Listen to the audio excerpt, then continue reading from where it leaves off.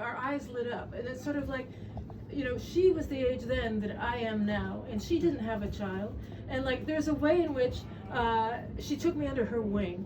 And so, like, soon after I lived in Astoria with this for 2 months with a woman who I'd found in The Voice, who would watch The Wizard of Oz every night and weep and drink 2 6-packs and smoke menthols. And she was very furious that I had this boyfriend who'd come up and visit weekends from Yale. She was just horrible. So I finally had to move out one night after she threw wine bottles at my room and had a tantrum. And Dusty came with me, and the boyfriend came up from Yale to move me in that one day from Astoria to an apartment I found overnight in Brooklyn. Had to get a loan, 18% interest. I didn't even notice. No, 24% from Chase. And but so she took me under her wing, and she liked that boyfriend as much as I did. He well, okay, within reason. But he was kind of like Whitnail. He was kind of macabre, and she got such a kick out of him that when she was in Cape Cod the next summer, she found some place that was selling turkey leg with their frightening claws, and she got it bronzed and turned it into an umbrella handle, so my macabre boyfriend could have this sinister umbrella. It's bizarre, And, when I walked in, speaking of parties, on my birthday, I wasn't expecting anything. I walked in.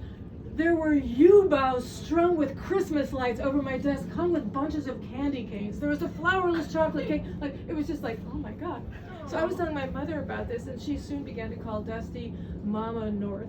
Because, they were back in Oklahoma. I was a love child, but I was gone from 17. And Dusty was she was doing it. Then she started taking me to the Westminster Canada dog show every February. Always on 10 below zero, whipping winds, and you go to this arena where everything smells of kibble and dog sweat. And but it's fun, but so then my mother is a rabid dog lover. Just exhausting. So not only because of Dusty, my mom was jealous. She wanted a piece of the action, so she flies over from Oklahoma to come to the dog show with me and Dusty, and my aunts came too. And so she was just really part of the family.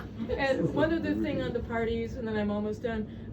Dusty would bring us these beautiful Concord grape pies from the Concord grapes she got up in Maine before she came home, but none of us really liked them. But she would also make such a fancy crust with beautiful leaves made out of dough. And then once she made this pie where you have to slice raw lemons so fine, so thin, and you bake them in a kind of custard, and they're delectable.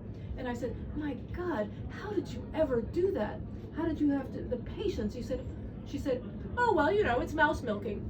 And so imagine yourself milking the dugs of a tiny little mouse. That's an expression that stayed with me forever. So that's Dusty, like full of detail, full of zest, full of very strong opinions.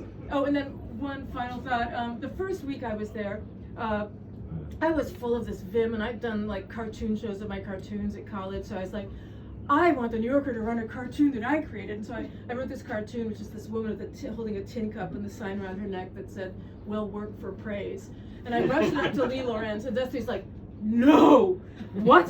You are in checking. You do not do that. That is an overstep. And so she kind of inaugurated me in the New Yorker's cult of itself, which I had not properly understood. But, just overall, so she started out as Mama North, and by the end, she preferred me to describe her as her big sister, and she certainly was that.